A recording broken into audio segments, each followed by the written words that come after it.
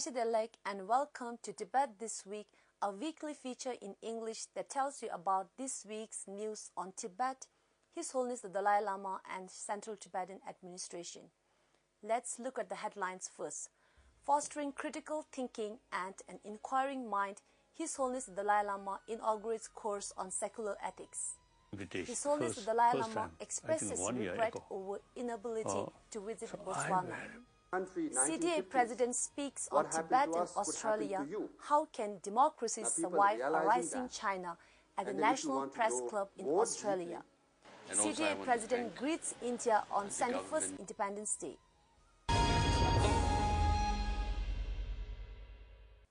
On Monday this week, His Holiness the Dalai Lama graced the launch of a unique course on secular ethics for higher education at the Tata Institute of Social Sciences in Mumbai.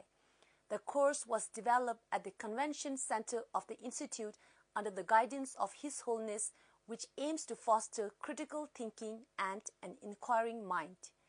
In his inaugural address, His Holiness said, "The existing education system is oriented more towards materialistic development, but if we can incorporate secular ethics such as compassion and warm-heartedness in our education system, we can bring about a huge change." His Holiness the Dalai Lama has long emphasized on secular ethics through transformation of the existing education system as a response to the complex challenge of race, religious, and economic divides faced by the humanity. His Holiness lauded the Institute's foresighted initiative in introducing a special program dedicated to secular ethics. On Sunday last week, Tibetan spiritual leader His Holiness the Dalai Lama extolled secularism practiced in India and emphasized that India's example of peaceful existence of different religions in the country should be followed all over the world at the interfaith dialogue held in Mumbai. His Holiness said, "It's unthinkable that religious faith should be a source of conflict. However, there are places now where conflict takes place within the same faith between Sunni and Shia traditions, for example, something not seen in India." His Holiness further said, "In this country, ahimsa has for thousands of years characterized the path of action, but it is related to being motivated by karuna or compassion." On Wednesday last week, His Holiness the Dalai Lama delivered the keynote address at the annual memorial lecture for late veteran Indian journalist Rajendra Mathur in Delhi. In his address, His Holiness the Dalai Lama narrated on the evolution of Tibetan democracy and spoke on his fourth commitment in life, which is the revival of ancient Indian knowledge of Nalanda University in India. Speaking on the role of media, His Holiness stressed that the role of media is to inform and educate people on what is happening around, but that should be objective based on truth and facts. Media should not be biased and discard any group, community, or party affiliation. It should work for the people, His Holiness said. The Tibetan spiritual leader, His Holiness the Dalai Lama, sent a video message to the President of Bostwana, Kama, and the organizers of the Mind and Life conference in Bostwana for not being able to attend the conference as scheduled. "I want to express my heartfelt regrets for not being able to attend the conference. Since I received the invitation about a year ago, I was very excited. However, due to the busy schedule of the last 2 months, I'm feeling extremely tired physically," His Holiness said. His Holiness further called the cancellation as a mere postponement and expressed hope for another opportunity to come soon. Speaking directly to the President Kama, His Holiness expressed his gratitude to the President for his sincere efforts and genuine interest in His Holiness the Dalai Lama's visit to the country.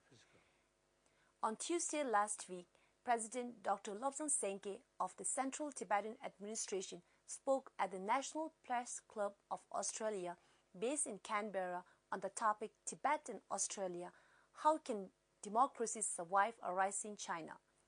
Eminent journalists and editors from leading Australian dailies and media houses attended the talk.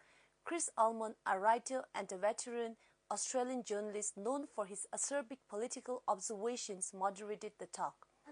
President Dr. Lobsang Sangye in his talk spoke about how China occupied Tibet using tactics of carrot and stick to win over the native population, and what Australia and the world can learn about China from it. Dr. Sangye said, to understand China, you have to understand Tibet narrative. Without understanding the Tibet issue, you can never figure out China and their ideology.